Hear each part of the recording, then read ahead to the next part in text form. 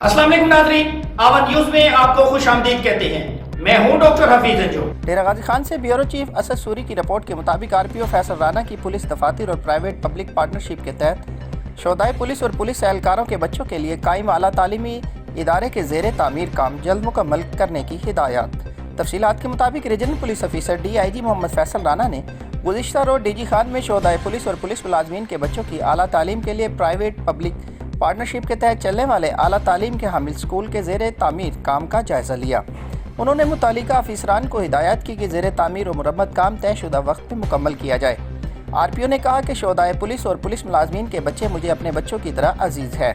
मेरी कोशिश है कि इस तालीमी इदारे में शोधाए पुलिस और पुलिस मुलाजमीन के ज़ेर तालीम बच्चे भी आला तालीम हासिल करके अपने ख़ानदान के अलावा मुल्क कौम का नाम रोशन करें। उन्होंने कहा कि इस तालीमी इदारे को तमाम तर जदीद सहूलियात की फराहमी मेरी अवलीन तरजीह है। तालीमी इदारे की इंतज़ामिया छोटी से छोटी और बड़ी से बड़ी सहूलत की फराहमी के लिए सातों दिन 24 घंटे मेरे साथ बराह रास्त रब्ता करें। RPO फैसल राना ने कहा कि ज़ेर तामीर और मुरम्मत काम के मियार पर किसी किस्म का समझौता नहीं हो सकता।